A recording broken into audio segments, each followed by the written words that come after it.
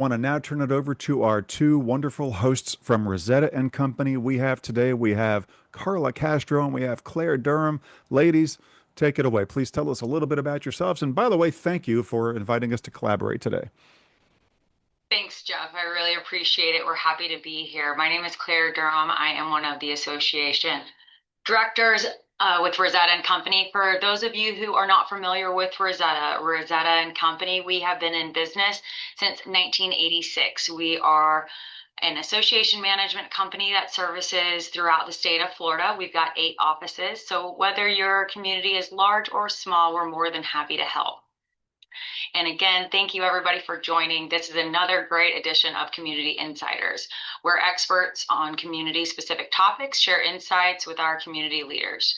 Today we have Kerstin Henze, the attorney with Kane, Bender, and Rimbaugh.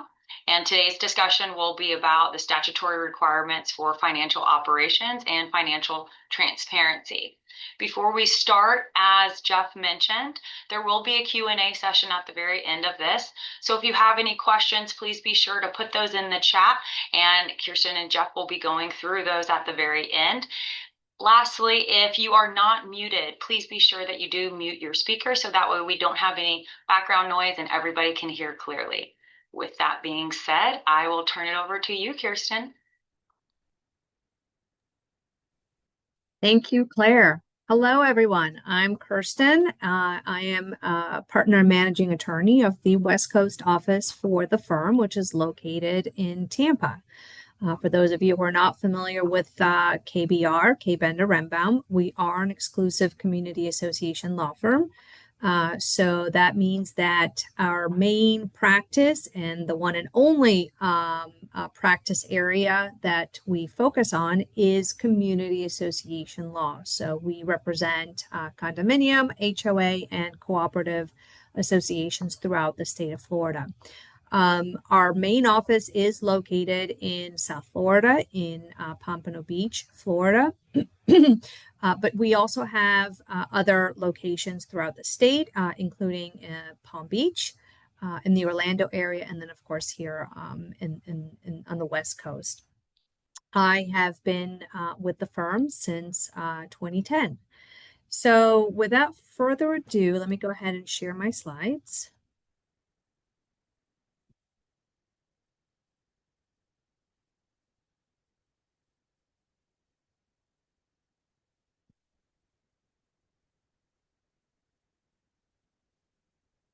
All right. Can you see them, Jeff? Yes. Okay, perfect. All right, let me make some adjustments here. Okay, so today we're going to focus on HOA, financial literacy and transparency. So all things financials relating to HOAs, which are governed under Chapter 720 of the Florida statute. All right. I'm going to try to go through all the slides as quickly as possible. This class can last an hour and a half. And then I'll take some questions at the end. All right, so let's start with board member compensation, kickbacks, and conflicts of interest. All right, compensation. The statute as currently written says that a director, officer, or committee member may not directly receive any salary or compensation from the association for performance of duties as a director, officer, or committee member, and may not in any other way benefit financially from services to the association except for the following. Okay, so we're talking about compensation, salary, for services performed as a director or officer committee member. Okay, we'll talk about conflicts of interest in a different slide. So the exceptions to the rule are participation by such person in a financial benefit accruing to all or significant number of members as a result of actions lawfully taken by the board. So, for example, if the board decides to enter into a bulk contract, right, for internet or cable, or a bulk marketing agreement where the association receives some form of payment typically a per door fee. That is a benefit that accrues to all the members, right? So you're allowed, everybody is benefited. So that's acceptable. Reimbursement for out-of-pocket expenses incurred on behalf of the association. Recovery of insurance proceeds derived from a policy of insurance maintained by the association. And then any fee or compensation that's authorized in the governing documents or by a vote of the majority of the voting interest voting in person or by proxy at a meeting of the members. So if you have a provision in your documents that allows compensation, or that's something you're looking to amend, that would require membership approval. Otherwise, other than amending the document, you can just get a separate vote of the owners. And then, of course, a developer or its representative serving as a director, officer, or committee member of the association, those directors are entitled to compensation. Now, kickbacks. An officer, director, or manager cannot solicit, offer to accept, or accept a kickback. Well, what is a kickback? The statute defines a kickback as anything or service of value for which consideration has not been provided for an officer, director, or manager's benefit or the benefit of an immediate family member from any person providing or proposing to provide goods or services to the association. Now, an officer, director, or manager who knowingly violates this prohibition commits a third-degree felony and is subject to monetary damages. A director or officer who violates this prohibition must also be immediately removed from the board, which creates a vacancy filled according to law. Now, there is an exception in the statute. So, notwithstanding anything I said, an officer, director, or manager may, however, accept food to be consumed at a business meeting with a value of less than $25 per individual, or service or good received in connection with trade fairs or education programs. Okay, so those are not considered kickbacks. Additional grounds for removal. A director or officer charged by information or indictment with any of the following crimes must be removed from office. And those include forgery of a ballot envelope or voting certificate used in connection with an election, theft or embezzlement involving association funds or property, tampering with physical evidence, destruction of or refusal to timely allow inspection or copying of official records in furtherance of any crime, obstruction of justice, and then any criminal violation under the HOA Act.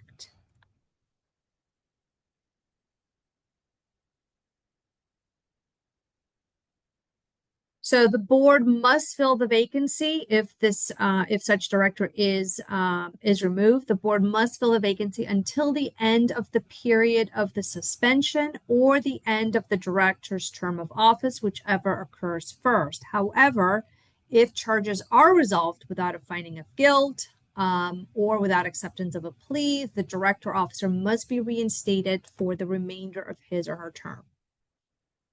Now, if criminal charges are pending, the person may not be appointed or elected to a position of an officer or director for any association and may not have access to official records of any association except pursuant to a court order.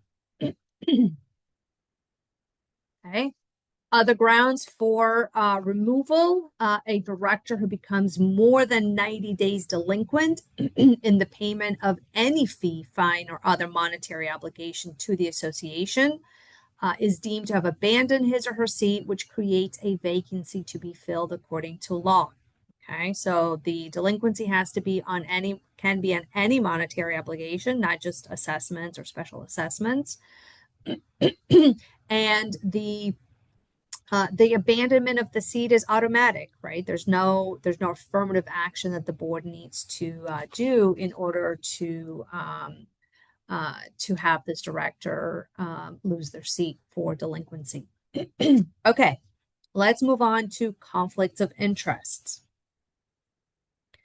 So directors and officers must disclose to the association any activity that may be reasonably construed as a conflict of interest at least 14 days before the board will be voting on the issue or entering into a contract that is potentially subject to a conflict of interest. Now, what is a conflict of interest? Well, the statute says that there is a rebuttable presumption that a conflict of interest exists if these two things occur.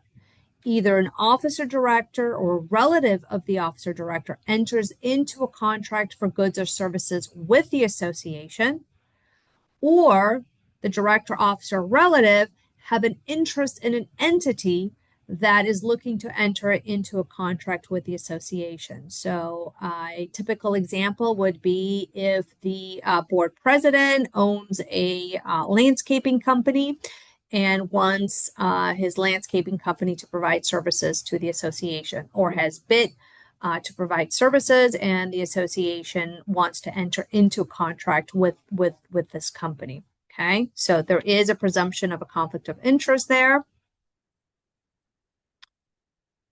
So if there is a presumption of conflict of interest in that proposed transaction, while the statute doesn't necessarily prohibit the association from entering into a contract with that director officer or the entity in which the director officer has an interest, but it does outline the procedure that the board, has to comply with in order to properly approve that contract or transaction. Okay. So the board must do the following. The proposed contract with the director must be fully disclosed to the board, and the disclosure must be entered into the minutes of the board meeting at which the proposed contract will be considered and voted upon. And then that contract or transaction must be approved by 2/3 of the directors present, right? And it will be 2/3 of the obviously non-interested directors. The contract or transaction must be reasonable and fair. And then at the next regular or special membership meeting, the existence of the contract or the transaction with the director or officer must be disclosed to the membership. Okay.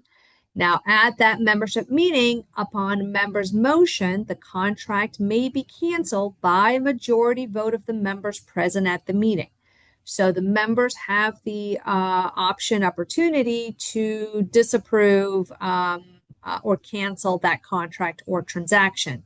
Now, if the members properly approve the cancellation of that contract, then the statute says the association would only be liable for the reasonable value of goods or services that were provided through the date of termination.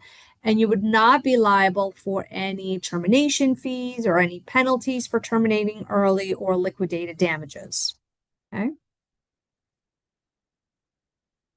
All right, so let's go on to official records.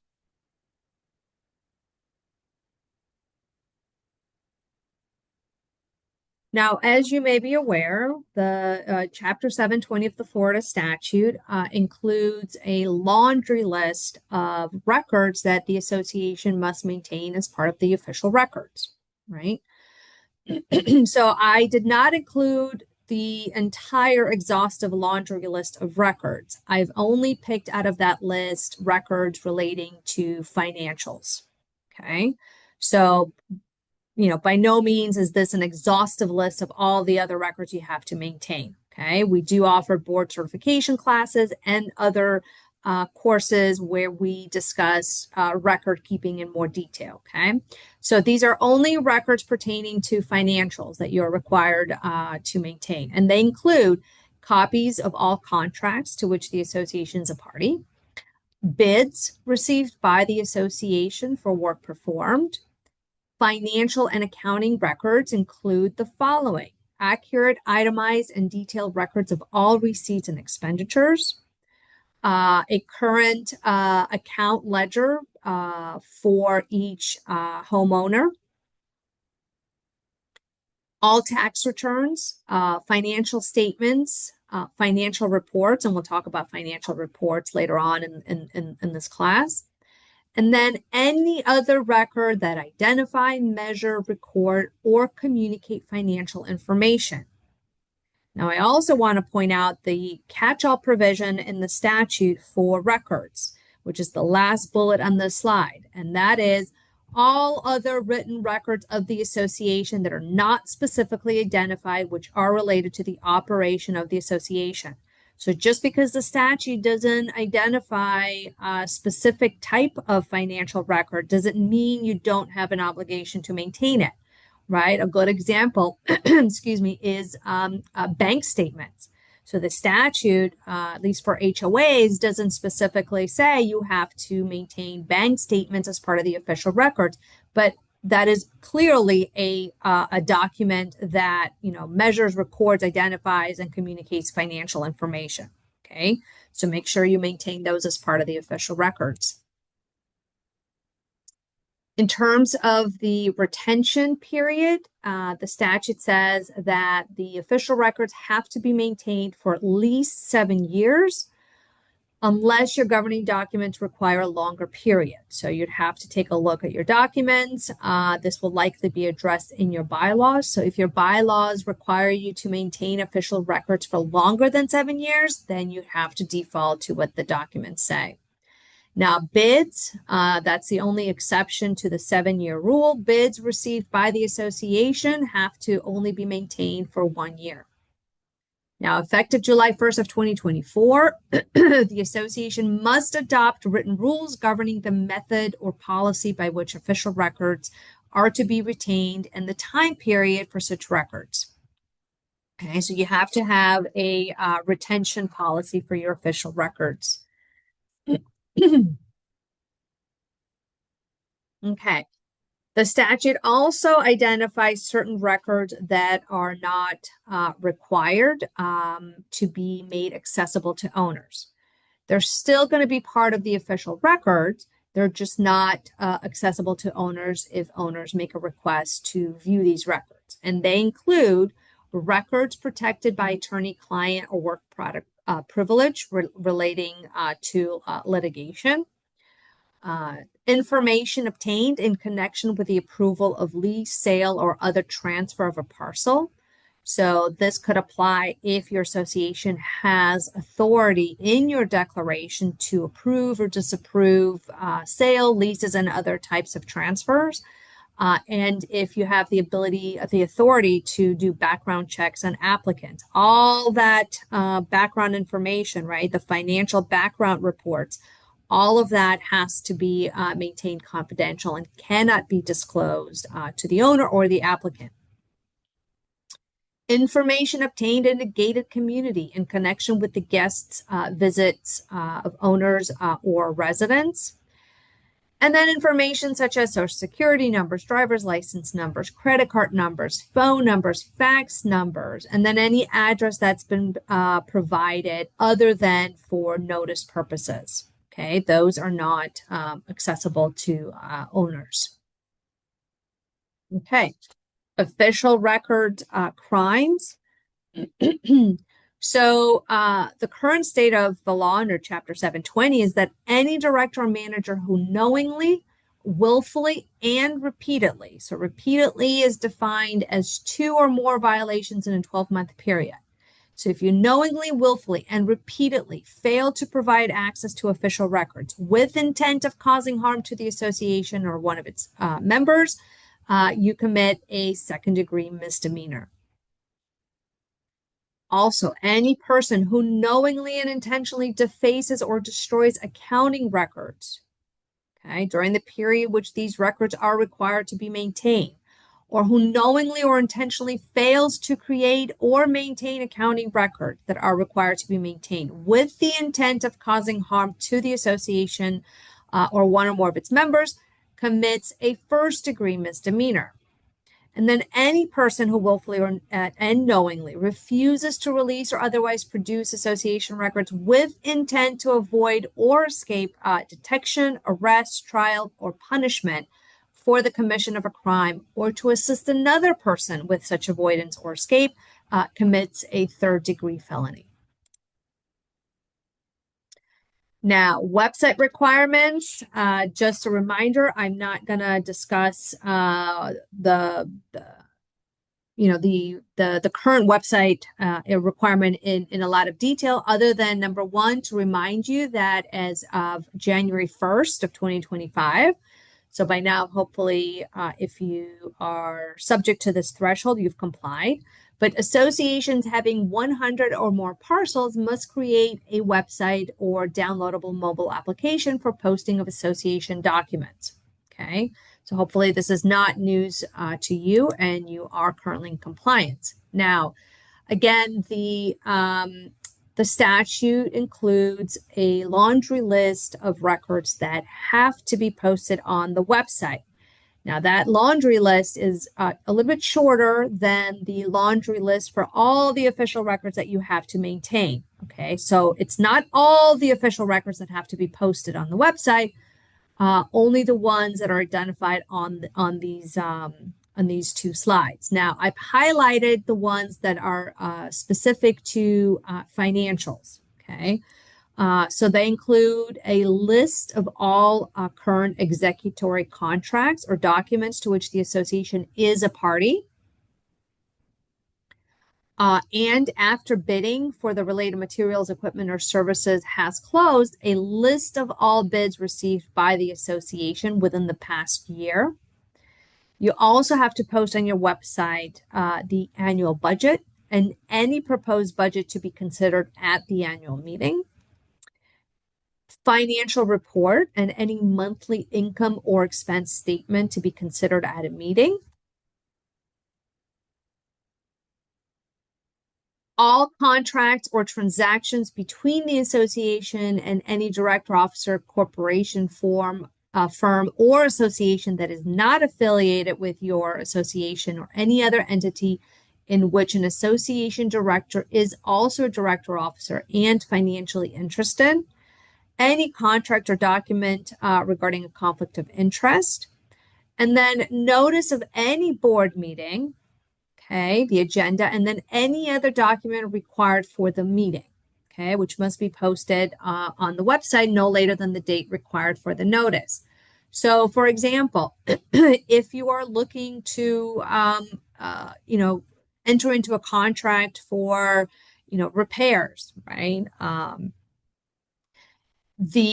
Not only does the notice of that board meeting need to be posted on the website, but a copy of the contract that you will be considering at the board meeting. Okay. Similarly, notice of any membership meeting, as well as any document that would be considered and voted on by the members. Okay. All right. Let's move on to budgets and reserves.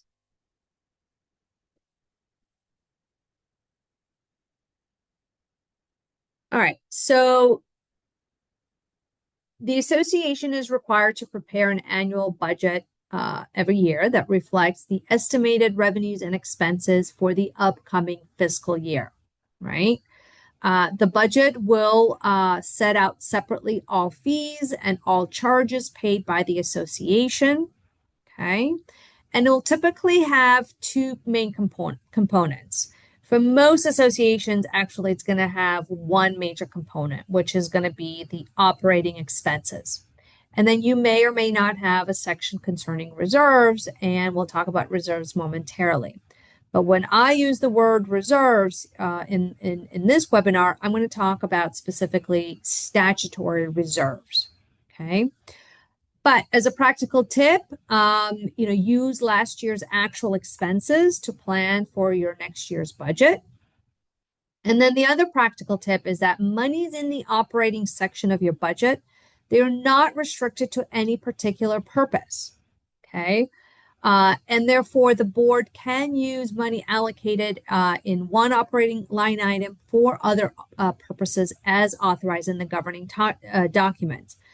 So let's talk about operating expenses in a little bit more detail. So in the operating section of your budget, right, you're going to identify categories of income and expenses, right? These are going to be your line items that relate to your day-to-day operations of the community. Okay. So I've included here some example of line items that you might see in a budget. Okay, and by no means is this exhaustive. You might have way more than this, but these are the more common ones, right?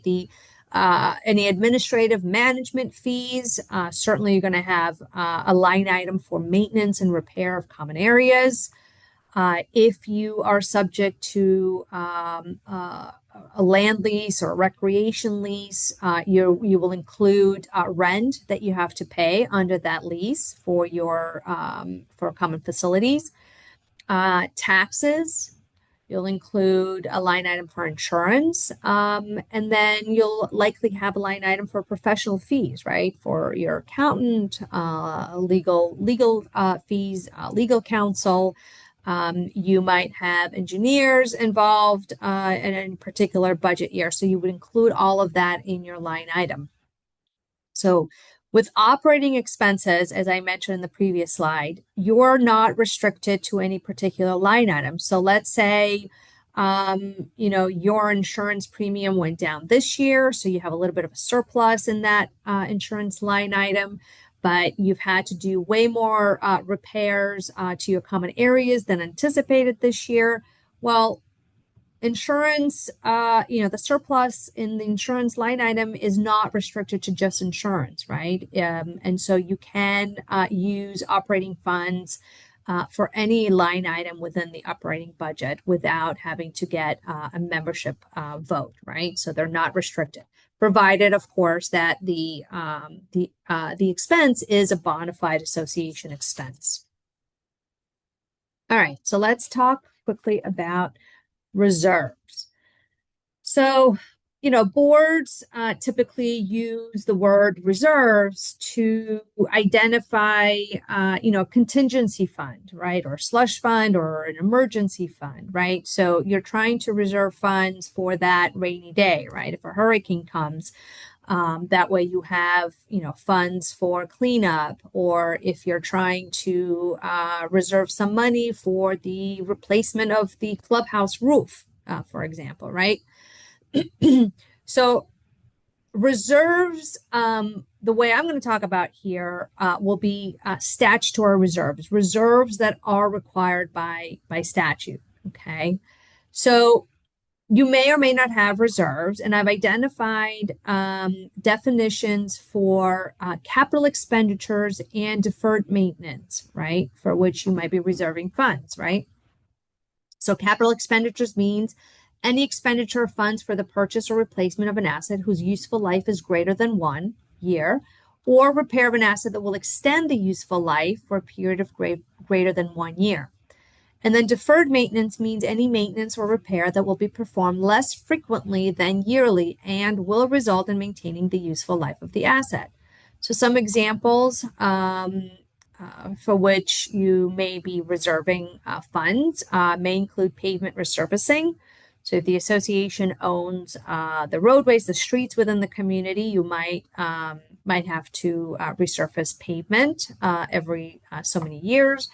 You might be reserving money for repairs, capital improvements to common areas, association property, sidewalk improvements, and you may have a laundry list of other items.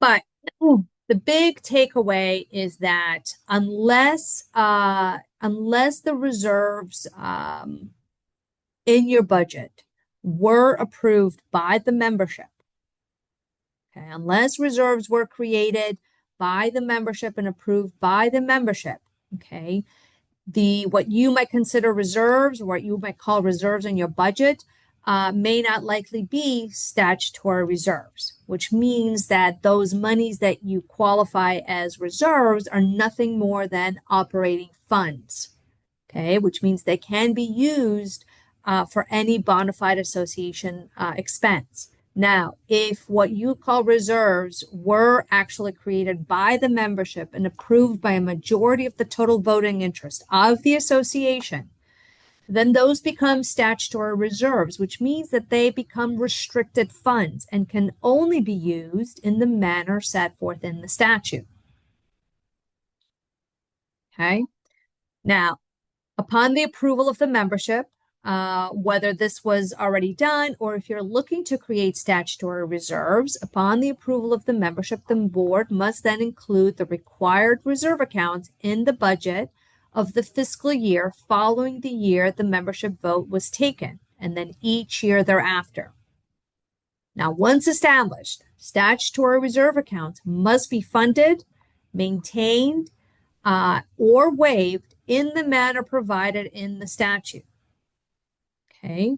Reserves created any other way are not subject to the calculations and restrictions on use of those funds set forth in the statute. So how are you going to know whether or not you have statutory reserves? Well, you're going to have to look through your official records, right? See if there's any record of membership having approved these statutory reserves. Now, calculating reserves. The amount to be reserved will be based upon estimated remaining useful life and estimated replacement cost or deferred maintenance expense for each reserve item. So typically, if you're in the situation where you have statutory reserves, you'll want to have a reserve study done, right? You would hire a professional, a reserve specialist that will come into your community and will inspect your common areas, right? Those portions of the community that are owned by the association and is the responsibility of the association to maintain and repair, right? And then that reserve specialist will provide you with a big spreadsheet, right? A report that will identify all the common areas that you are required to maintain, and as well as the remaining useful life, and then the estimated replacement cost or deferred maintenance expense for that particular asset, right? So for example, let's take the clubhouse roof, right? The reserve specialist might indicate, well, this is a roof that's supposed to last you 30 years, but you only have 10 years left in the useful life of this roof. So now for the next 10 years, if the cost of the roof is going to be $100,000, now you know what you need to reserve each year to make sure you have enough funds at the end of that useful life to replace the roof. Okay. So your reserve schedule is going to identify the items in the bullet point at the bottom of the slide. Your total estimated useful life of the asset, the estimated remaining useful life of the asset, the estimated replacement cost or deferred maintenance expense of the asset, and then an estimated fund balance as of the beginning of the period for which the budget will be in effect. Okay, now, assuming that you do have statutory reserves, reserve funds, and any interest accruing on those reserve funds must remain in the reserved account and can only be used for authorized reserve expenditures. Okay, unless their use for other purposes is approved in advance by a vote of the majority of the members at a meeting at which a quorum is present. So, for example, if you have a reserve schedule that identifies, the clubhouse pool resurfacing and clubhouse roof replacement, right? Then those line items can only be used for their specific purposes. Let's say you have to replace the clubhouse roof sooner than you expected, but you haven't yet, reserved all the funds that you would need for the replacement. But let's say you have a nice amount of funds allocated towards the pool resurfacing, and you want to use some of that funds to replace the clubhouse roof. Well, the only way that you would be able to use the funds allocated for the pool resurfacing for an alternate purpose is if you get the membership vote. Okay, but again, this only applies if you have created statutory reserves in your community. Now, pooling reserves is an option. The association may also establish pooled reserve accounts instead of or in addition to individual reserve accounts. And if the association establishes pooled reserve accounts for two or more reserve funds, then funds may be drawn from this account only to pay for items within the pool. So let's say you've now created a pool for your clubhouse roof replacement and pool resurfacing, right? And same scenario. You need to replace the roof. You don't have enough funds. You want to take some funds that have been allocated to the pool resurfacing. Well, if you had created a pool of these accounts, okay, now you can take funds allocated to the pool to pay for the roof without having to get membership approval. So that is the benefit of pooling reserves. Eventually, you'll have to get together with your accountant and your reserve specialist to to put that money back towards the pool resurfacing, right? You'll need to catch up at some point, but it gives you this flexibility of using reserve funds for any item within the pool without having to get membership approval. Okay. Okay. So if statutory reserves have been established in your community, then the statute says that you have to fully fund those statutory reserves every year. Unless, of course, you want to give owners the option at any given year to either waive the full funding of those reserves, or perhaps to only partially fund those reserves in a given year. If you want to give owners the option to waive or partially fund reserves, right, then you're going to have a membership meeting, and you have to get a vote of the membership, okay, which is a majority of the membership at which a quorum is present. Now, if you do obtain a vote to waive or partially fund reserves in any given year, it's only applicable for the budget year the vote was taken. Okay, so if you're anticipating a lot of major expenses in 2027, and you have statutory reserves, and you want to give owners a little breathing room, and you want to give them the option to waive statutory reserve funding, then you can do so. And assuming you get the membership vote, that vote is only valid for 2027. So in 2028, you're going to have to fully fund reserves unless you give owners the option, again, to waive or partially fund. Okay. You also have the ability to terminate these statutory reserves.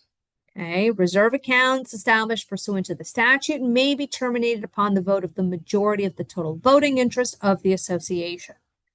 Okay.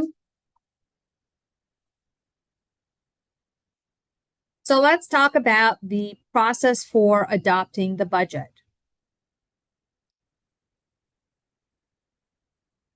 So your governing documents will have to be reviewed for any specific budget meeting notice and adoption requirement, because the HOA statute does not contain any specific notice requirements for adopting your budget. Okay, so that means that you're going to be governed by whatever is in your governing documents, and typically this is something that would be addressed in the bylaws. Okay, so now if your governing documents are silent, they say nothing specific about budget meetings, then notice of the board meeting in which the proposed budget will be considered and adopted must be posted on on community property at least 48 hours before the meeting. Okay, so for HOAs, unless your bylaws say something else, you're only required to post notice of the meeting in which you're going to adopt the budget 48 hours in advance of the meeting. Now, unless your governing documents require the board to provide a copy of the budget to the owners before the meeting at which you'll be adopted, there is no such requirement in the statute. You may want to consider doing that, providing owners with a copy of the proposed budget in advance of the meeting, but there is no statutory requirement unless, of course, your documents require that. Now, once the budget has been adopted, the association must provide each member with a copy of the budget or written notice that a copy of the budget is available upon request at no charge. And then if an owner does make a request for a copy of the budget, then you have to provide a copy of the budget to the member within the time frame set forth in the inspection of association record. So that means within 10 business days after receiving the written request. And then as a reminder, by January 1st of 2025, an association with 100 more parcels must post a copy of your annual budget on your website or application. Okay. Let's go over assessments and foreclosures. All right, so let's tackle special assessments. So special assessment may come into play if you didn't budget enough funds, and perhaps you have some special projects and special repairs that need to be anticipated repairs that need to be made, and so you need to adopt a special assessment. The statute says that notice of a board meeting at which a special assessment will be considered must be mailed, delivered, or electronically transmitted to members and posted conspicuously on association or community property at least 14 days before the meeting. Now, if your bylaws have a longer time period requirement for these types of notices, then obviously you're going to defer to the longer period. Otherwise, at least 14-day notice. The notice of the meeting must include a statement that the special assessment will be considered, the nature of the assessment, and should identify the estimated cost of the assessment. Now, once levied, the association would then send a notice to all the owners, letting them know that the special assessment has been adopted, and then allowing the owners a reasonable period within which to pay the assessment. So the board will set the terms of the special assessment, right? Whether it needs to be paid, immediately, within a month, or you want to give owners a little bit more flexibility and have them pay it over a course of several months or, depending on the circumstances.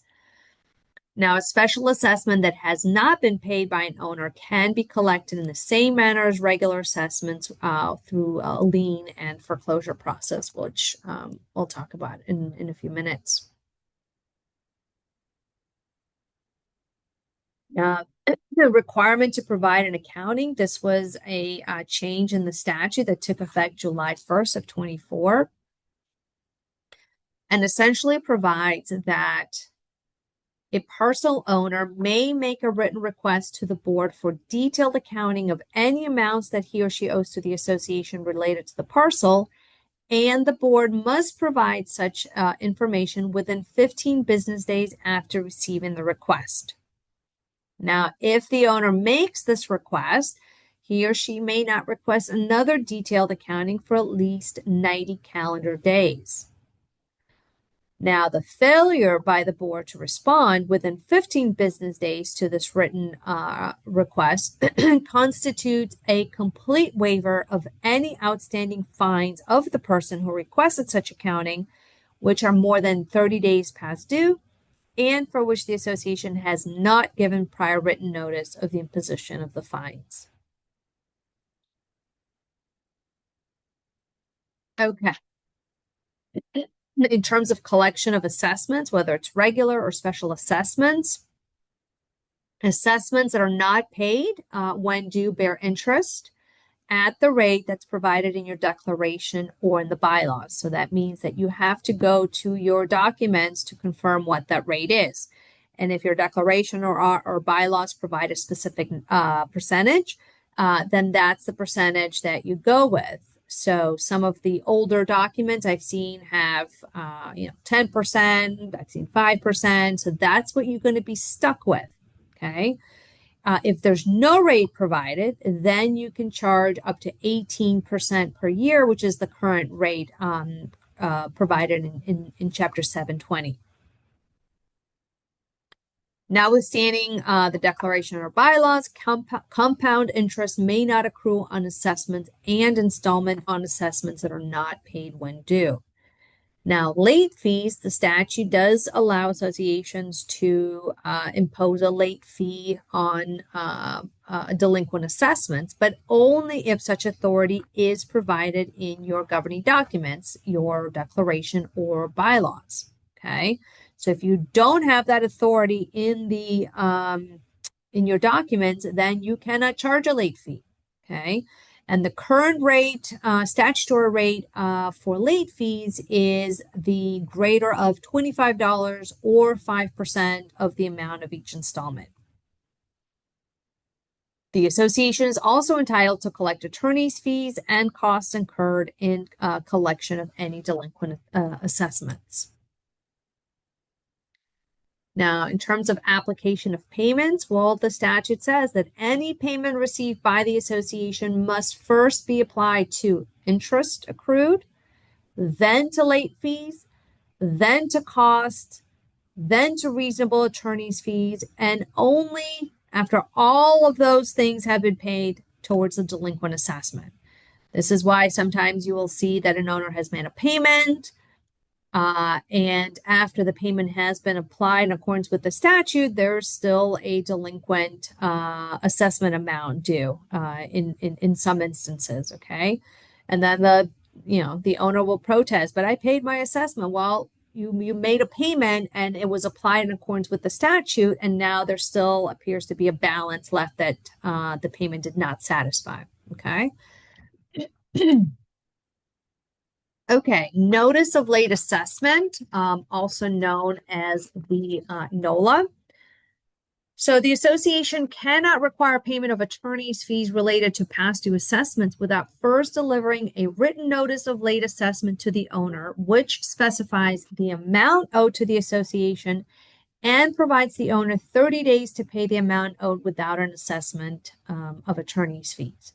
So you have to, the association has to first provide owner with this written notice of late assessment, giving the owner an opportunity to pay the amount within 30 days, okay, before you can turn this over to an attorney and start collections.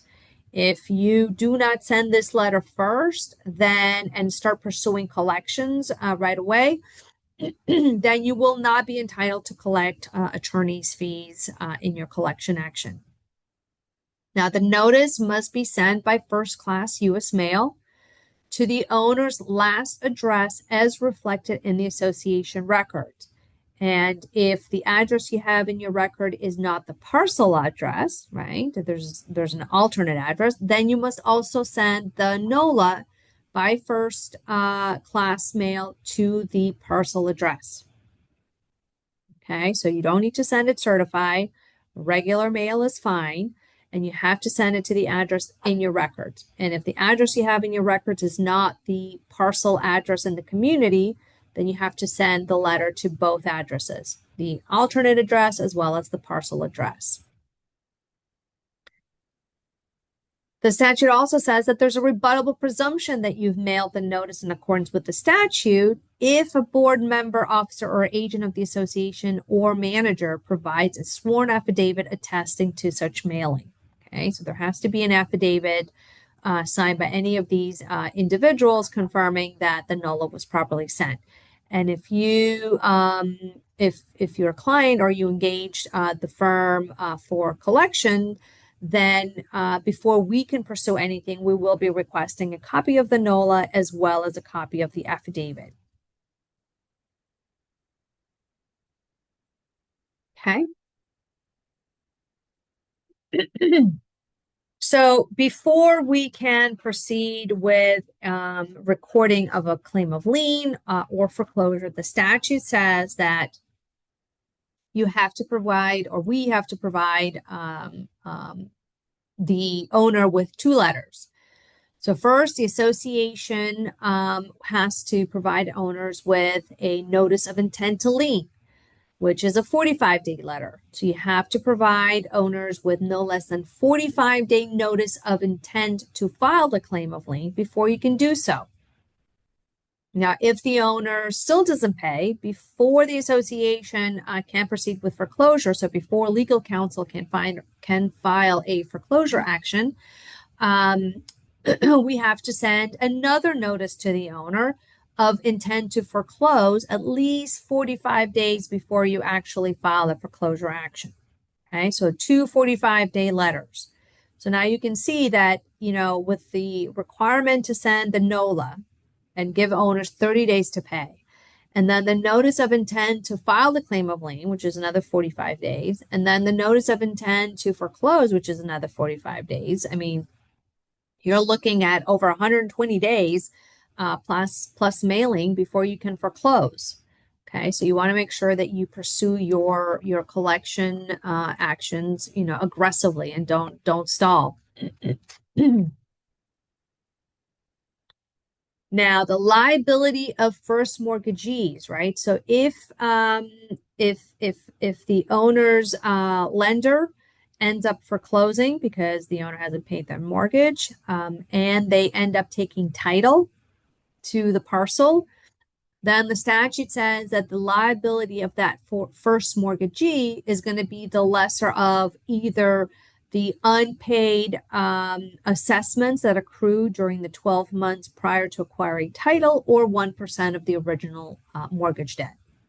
Okay, that's what is referred to as the safe harbor amount. So the lender would only owe one or the other, the lesser of. Now, the limitations on first mortgagee liability apply only if the first mortgagee initially joined the association as a defender in the first mortgagee's foreclosure action. So that's something that your legal counsel would review and can advise you on. Okay, so let's now discuss financial reports, and we're almost at the end of the class. So financial reports, each year, the association has to prepare and complete, or you typically would hire a third party, an accountant, to assist with preparing a financial report of the financial activities of the preceding fiscal year. And that financial report has to be complete within 90 days after the end of the fiscal year, or annually on the date provided in the bylaws. Okay.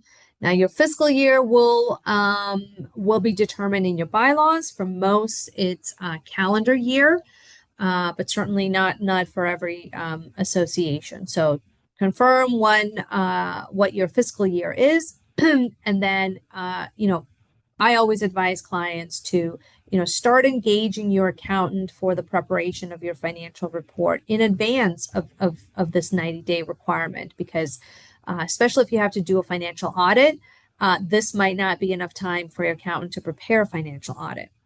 Now, within 21 days after the financial report is completed, but no later than 120 days after the end of the fiscal year, or whatever date is provided in the bylaws, the board must provide to each member a copy of the financial report, or written notice letting the membership know that a copy of the financial report is available upon request and will be made available at no charge, right? So you have to give either a copy, or at the very minimum, let the membership know in writing that the financial report has been prepared and will be provided, a copy will be provided free of charge upon the owner's request. Now, the level of financial reporting will depend on the annual revenue of the association, unless, of course, your bylaws specifically require your association to prepare a financial audit. Okay, so if you don't have a specific requirement to prepare financial audit in your bylaws, then you're going to default to these thresholds. So currently under the statute, for example, if your annual revenue is at least $300,000, but less than $500,000, then you are required to prepare reviewed financial statements. If your annual revenue is $500,000 or more, then by statute, you are required to prepare an audited financial report. Okay, financial audit. Now, as of July 1st of 2024, regardless of the association's total annual revenue, an association with at least 1,000 parcels, you are required to have financial audit done. Okay.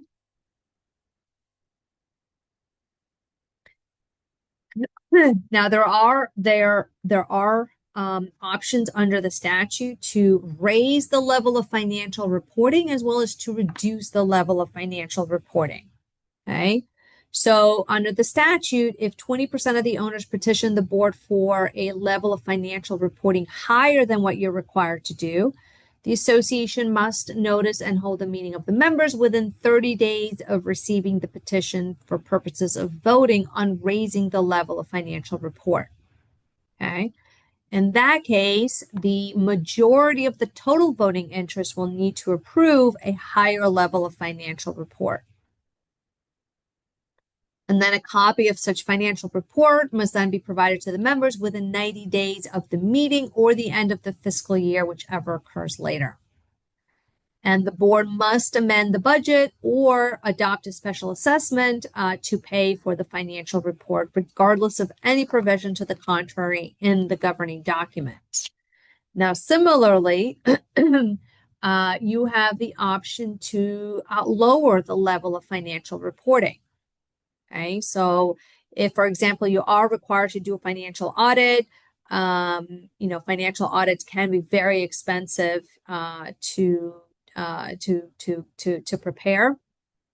And, presuming the financial health of your association is, optimal, then, you may want to consider, or you have the option to lower the financial reporting requirement. But again, you need a membership vote, and the vote is a majority of the voting interest present at a properly called meeting of the association, at which a quorum is present. Oh, sorry, I think I missed the last bullet point. The association may not prepare financial statement at the lower reporting level for consecutive fiscal years. Okay, that was one of the new statutory changes that took effect a couple of years ago. Now, there are required reserve disclosures in financial reports. So, for example, if the budget does not provide for statutory reserves, or the governing documents do not obligate the developer to create reserves, or if statutory reserves are not fully funded, then the top disclosure is what you're going to have to include. If the budget does not provide for statutory reserves, but includes discretionary reserves, then you have to include the lower disclosure in the financial report. I'll let you read those disclosures at your leisure. Let's move on to contracts and bids. And we're almost there. So first, contracts must be in writing. And contracts that cannot be fully performed within 1 year for the purchase or lease of materials and equipment. And if it is a service type contract, those definitely need to be in writing. Now, as a practical tip, first, if you are looking to enter into a contract for the association, then definitely recommend that you have your legal counsel review the proposal, right? I've reviewed so many proposals, and some of the simpler ones don't even have some of the basic, contract terms to protect the interests of the association, right? So you'll want to make sure your attorney reviews that before you enter the contract. Okay, spend a little bit of money at the beginning as opposed to spending a lot more money at the end if you enter into a contract that's not in the best interest of the association, and then you have a contract dispute. Okay, so you'll want to make sure that the parties' obligations are clearly set forth in the contract, right? What is the scope of work? What are the specifications? What are the cost of services? The frequency of services, right? The minimum number of personnel that will be employed, and there's just a host of other provisions that you'll want to make sure it's in the contract. Definitely, insurance requirements for the contractor, and certainly some indemnification language protecting the association. Okay, the statute also requires certain bidding. Okay, So if the aggregate cost of the contract is more than 10% of the total annual budget, and that includes statutory reserves, then the association must obtain competitive bids for materials, equipment, or services. Okay, so you're not required to bid for all contracts, only if they exceed this threshold. Now, you're not required to accept the lowest bid, and the association is not required to obtain competitive bids for products and services in emergency circumstances. The association is also not required to obtain competitive bids for products and services or when the business entity with which the association desires to contract is the only source within the county serving the association. And contracts executed before 2004, before October 1st of 2004, and then any renewals of these contracts, they're not subject to the competitive bidding requirements. You're also not required to obtain bids for the following contracts. Contracts with employees of the association, attorney, accountant, architect, community association manager, engineer, and landscape architect.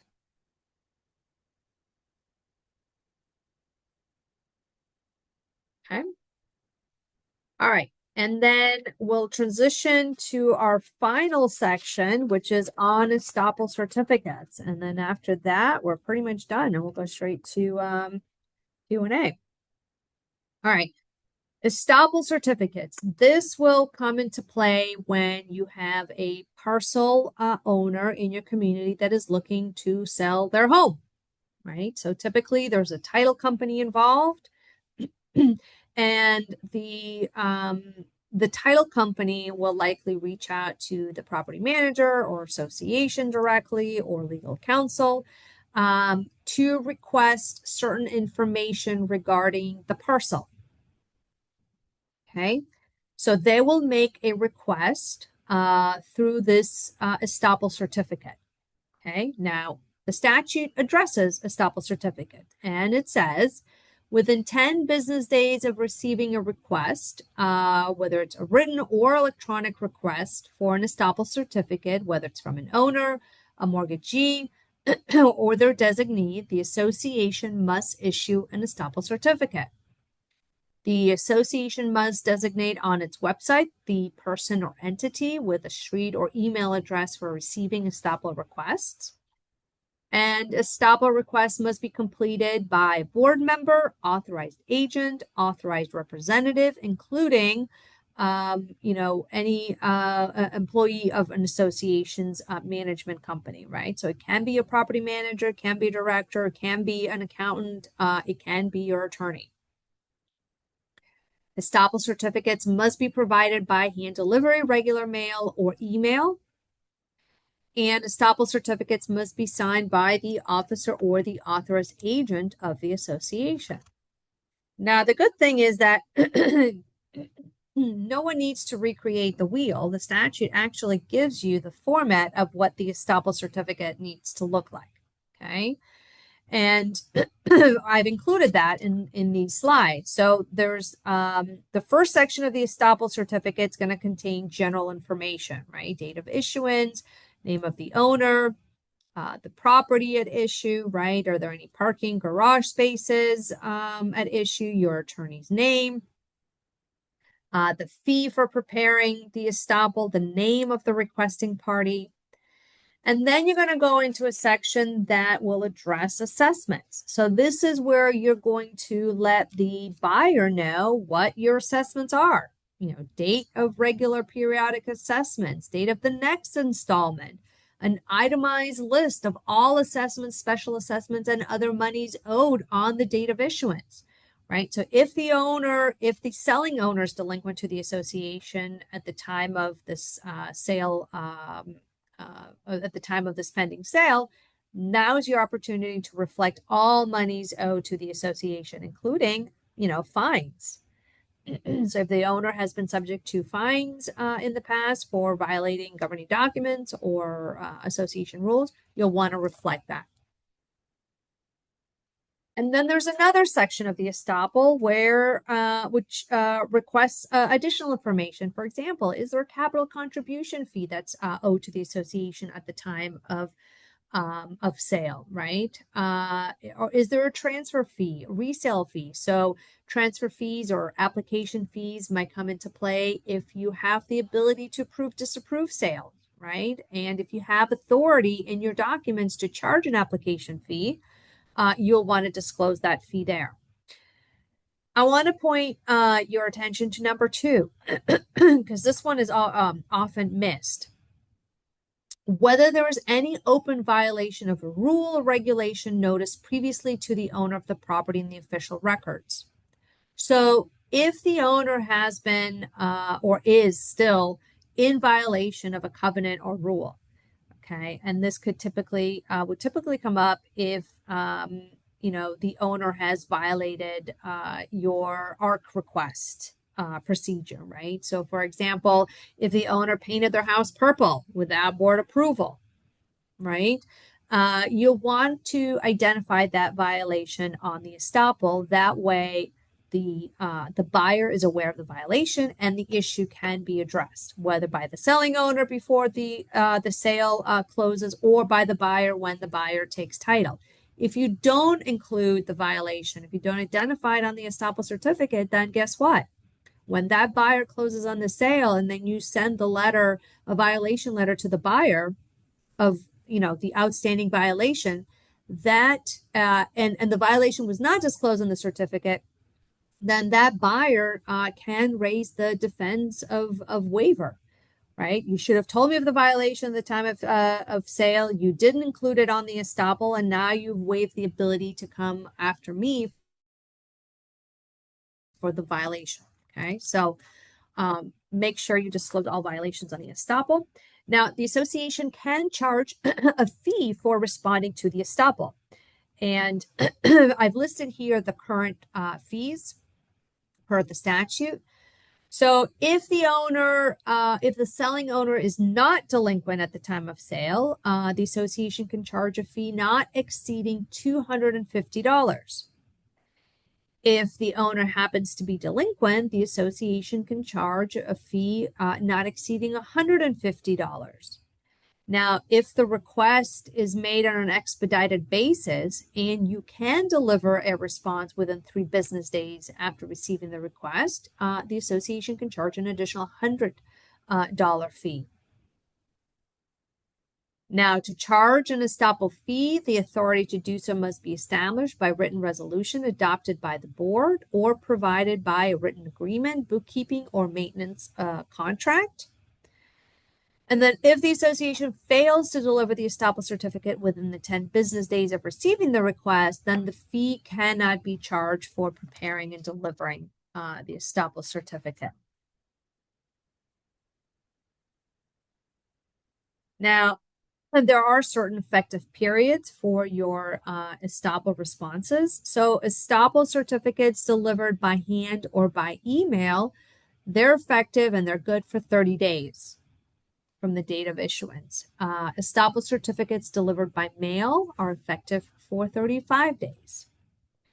If additional information or mistake related to the estoppel certificate becomes known to the association within this effective period, and you have to do an amended estoppel certificate, okay? Then an amended estoppel certificate may be delivered and becomes effective if a sale or refinancing of the property has not been completed during the effective period. Now, a fee cannot be charged for an amended estoppel certificate. And then an amended estoppel certificate must be delivered on the date of issuance, and a new 30 to 35 day effective period begins on that date. Now, similarly with what I said about violations, if they're not reflected on the estoppel, then the buyer can raise defenses to any enforcement of that violation. So similarly, an association waives the right to collect any monies owed in excess of the amounts that are specified in the estoppel certificate from any person who in good faith relies on that estoppel certificate. Okay, so you want to make sure that any monies owed to the association are noted on that estoppel certificate. Okay, I think that is it. That That was my last slide. that is it. And Sherry? well done. And before I turn it over to all the ladies hosting and presenting today, I just want to quickly mention to everybody, thank you for attending. As always, we appreciate all the kind words in there. Thank you to Rosetta for inviting us to collaborate with you today. We appreciate you very much. Just want to mention in the chat module, a few times now we placed the link for the required post-webinar attendance form. It's another reference point for us. Should you, as board members or managers, ever get challenged about your attendance here, about maybe somebody accuses you of not having all of your CEUs, we get contacted by the division, and between the Zoom attendance sheet and the post-webinar form, it's our reasonable way of helping to help you prove that you were here should you ever get challenged. So please click that link in the chat, fill out the form, submit it. Then after you do that, you have instant access to Rosetta's contact information, our contact information, and what many of you want, a link to download and save today's slides right away, instantly. All right.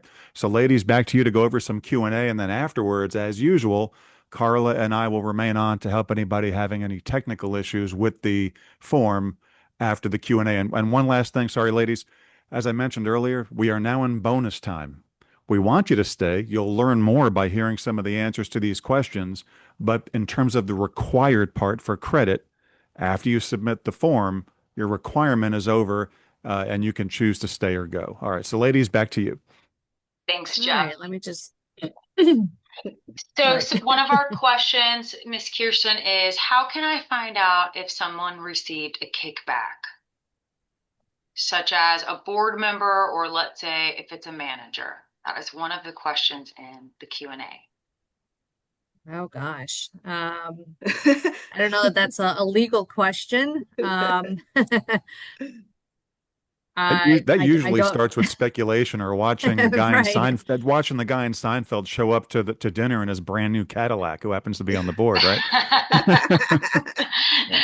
Right, right. I think if So you have any suspicion, I think bring it up to the board manager, and they'll take it from there with legal counsel. I mean, great, great. kickbacks are very specific, so Kind of hard to prove as well, right? typically. So the next question that we've got is if board members decide to change from an individual to pooled reserves, can that be done at a board meeting, or will that require a membership vote? So typically changing from straight line accounting to pooled will require a membership vote. And the reason is because you're now taking your straight line accounts, and now you're pulling them. So you're using them for alternate purposes conceivably, right? And so the statute does say that you need a membership vote for alternative uses of reserves. So get that membership vote. Great. What does this one say? What are the current state HOA requirements that are currently funding reserves at only 25 to 30% coverage ratio? So in summary, what are the requirements for reserves? And if there is a specific ratio, what is needed, or what is the best avenue for the board and or the CAM to review what's needed for the reserves and the funding of it? Yeah, so this is where, remember, I talked about hiring a reserve specialist.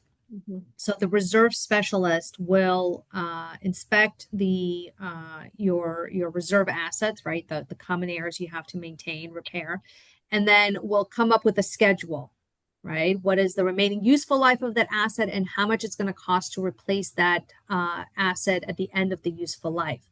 So they will come up with a funding schedule for fully funding those reserves for the remaining useful life of that asset. Now, anything less than fully funding, there's no ratio. You have to fully fund in accordance with the statute. Anything less than that, you're partially funding. And so if you want to fund anything less than what your reserve schedule reflects, you will need to get a membership vote. Okay. Great. Yeah, there's Next, another one here that it's regarding reimbursements, whether if the directors of a board can be reimbursed for the cost of continuing education courses. Well, I would think that if that is associated with their, their position on the board, right? That is a Yeah. requirement for, to continue to serve. So it would be, in my opinion, an out-of-pocket expense that can be reimbursed. Mhm. the next question that I've got is slide 32. For interest on unpaid assessments, is this statutory automatic interest charge, or does it require the HOA board to set a policy with interest to set a policy that intersects the due and payable? Can the HOA board charge both interest and the $25 late fee?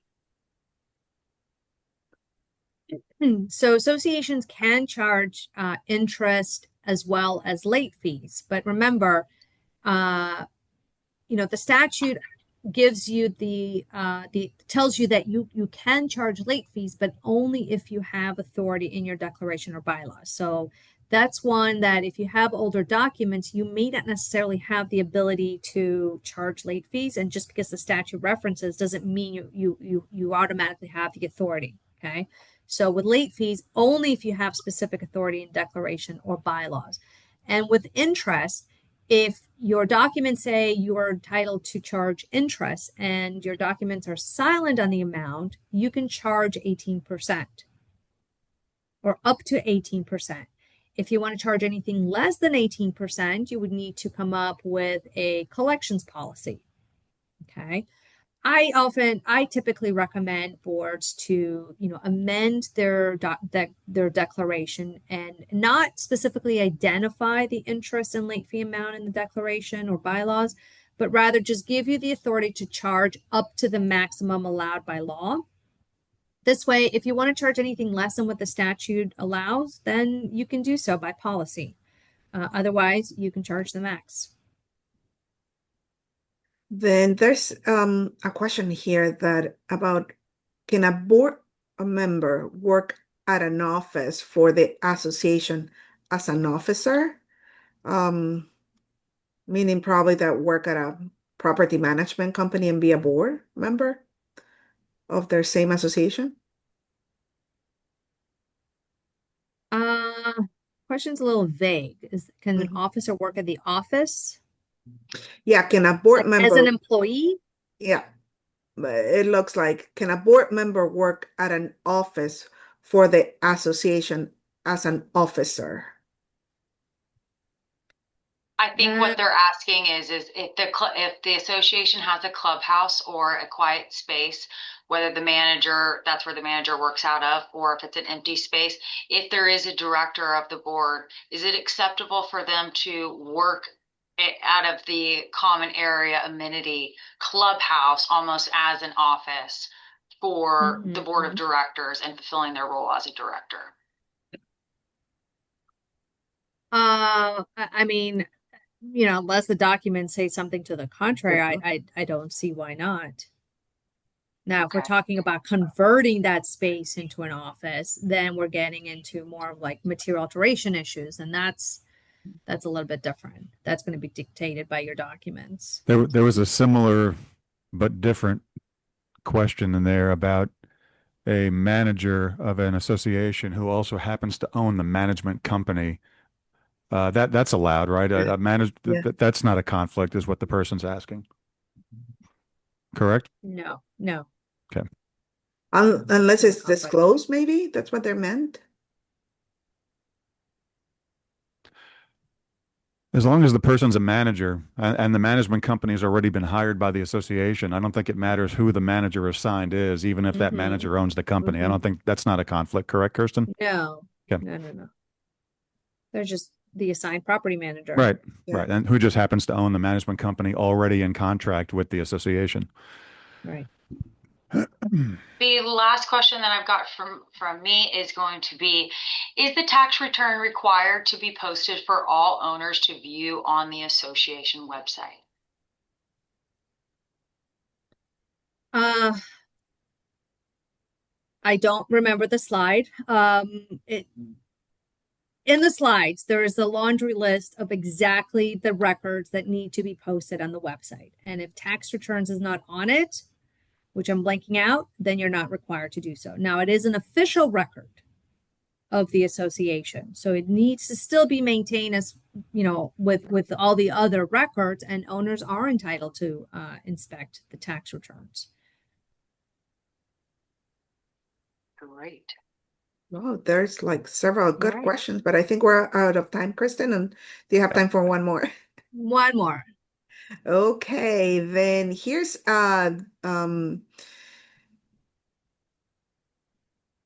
it's kind of, well, it's for tenants, but I don't, it's an HOA, so let me give it to you. Does putting the financial report on the website consider informing tenants? I'm not sure what that means.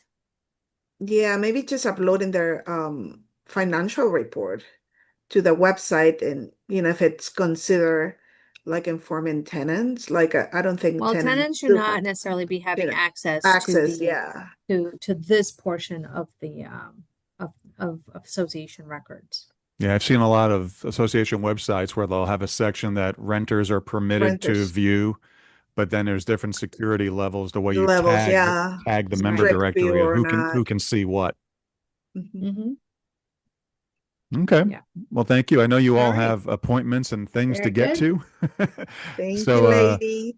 I want to thank Kirsten and again, Claire and Carla, thank you so much for inviting us to collaborate with you guys, with you ladies and your organization. We appreciate you very much.